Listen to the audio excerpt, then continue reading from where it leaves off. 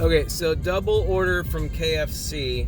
Now yesterday I made a big boo-boo. I got a double order from Taco Bell, and not my good one that put me over last night, but I took a $15 double order from Taco Bell on Roaming Road. One going off of Vernon and one going to Barberton. Both really close. I'm like, that looks pretty good, no big deal. It was actually just worth it. But I didn't look like I normally do. It's Grubhub. You can see the tips. Neither one tipped. Neither one. They're both $0 tippers. And neither one tipped in cash, and they were both kind of like, eh. And I got a notification today. Notification this morning. This is the weirdest thing. Notification this morning. One of them canceled their order.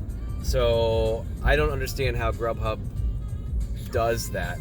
How they can allow a cancellation to happen not only after the fact, but after it's been delivered, that they can do it after the next day.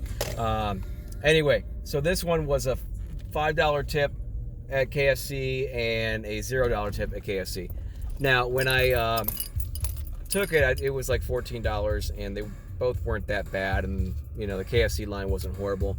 So I looked. One was a $5, one was $0. I'm like, and I was trying to debate on if I was going to just cancel the one and just take the one with the tip.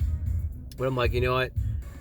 Whatever, it's just a mile down. I put in my GPS, and it was just like a mile down the street. And when I did that, I realized I've been here before. It's an apartment building. When I looked at it, I realized, I'm like, oh wait, I know this one. And then I recognized the name, recognized the apartment number. There's two buildings here. The only one I've ever actually been to, only one I delivered to, is this lady. First time I did, I believe it was DoorDash, and it was a $0 tip. It was like, and she tipped cash. The other 3 times, she always tipped like $3-4 on the app. So this time it was a $0 tip, and I was like, oh, I know this lady. So regardless, she's not very well off. Regardless of there's a cute doggy outside. Regardless of if she tips me or not this time or not, because I can tell, she's not really a well-off lady. This isn't really the best apartments. Not a bad apartment, but it's not like, ritzy in any way whatsoever. But she's a super sweet older lady. Cute dogs or cats or something. I don't remember, pets. And very cute grandkid too. I think if I remember correctly, very nice. Came to the door one time. So anyway, I'm pulling in, and she's probably wondering where I am because I'm sitting in the driveway where she can't see me.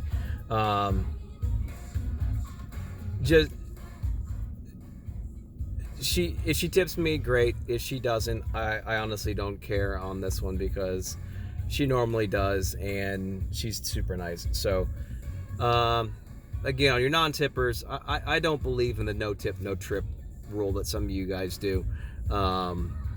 I believe in the rule that it needs to be worth the drive, honestly. And sometimes, if you know the person or you've been there before, they're super nice, like somebody else posted, like, oh, it's a little old lady and we're all assholes for not taking them. I know he didn't say that exactly, but anyway, that's just a little something there.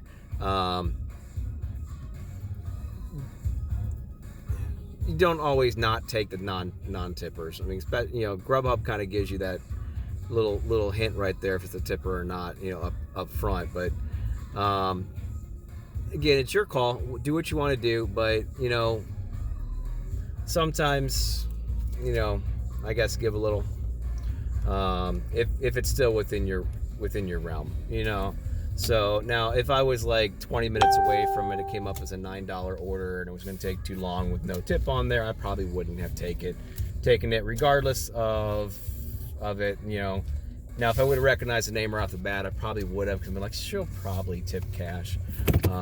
But we'll find out here in a second. I'm going to pause the video, come back, and we'll see what happens.